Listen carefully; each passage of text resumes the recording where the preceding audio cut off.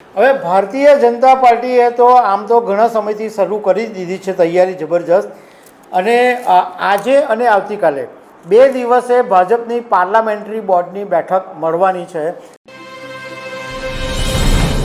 નમસ્કાર. ગુજરાતમાં જૂનાગઢ મહાનગરપાલિકા, 66 નગરપાલિકા અને પંચાયતની પેટા ચૂંટણી થવાની છે, અને એના માટે જે ઉમેદવારોને ફોર્મ ભરવાની છેલ્લી તારીખ છે એ 1 ફેબ્રુઆરી છે અને 16 ફેબ્રુઆરીએ મતદાન છે.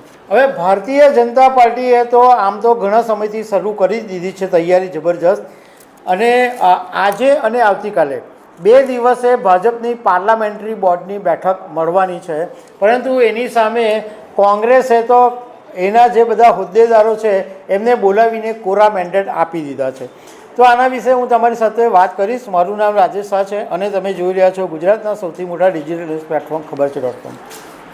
હમણાં તાજેતરમાં ચૂંટણી પંચે જાહેરાત કરી હતી કે ગુજરાતની જે સ્થાનિક સ્વરાજ્યની ચૂંટણી છે એ 16 ફેબ્રુઆરીએ થશે અને 18 ફેબ્રુઆરીએ મતગણતરી થવાની છે.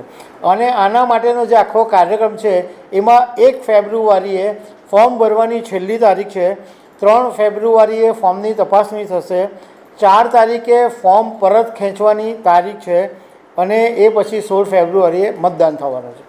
હવે ભારતીય જનતા પાર્ટીની 29 અને 30 એટલે આજે અને આવતીકાલે 2 દિવસની પાર્લામેન્ટરી બોર્ડની બેઠક મળવાની છે, અને મુખ્યમંત્રી ભૂપેન્દ્ર પટેલના અધ્યક્ષસ્થાને આ બેઠક મળશે. અને એની અંદર ગુજરાતના પ્રદેશ અધ્યક્ષ CR પાટીલ, રાષ્ટ્રીય સંગઠનના મહામંત્રી અને પાર્લામેન્ટરી બોર્ડના સભ્યો આ બધા આ બેઠકની અંદર હાજર રહેવાના છે. અને જાણવા મળ્યું છે કે આ જે 66 નગરપાલિકા, એક જૂનાગઢની મહાનગરપાલિકા અને પંચાયતની પેટા ચૂંટણીમાં જે ઉમેદવારો, જે મુરતિયાઓ નક્કી કરવાના છે એના વિશે આ જે પાર્લામેન્ટરી બોર્ડની બેઠક મળવાની છે એમાં ચર્ચા થવાની છે. આજથી ઓલરેડી બેઠક શરૂ થઈ જશે અને આવતીકાલે એમ 2 દિવસ બેઠક ચાલવાની છે.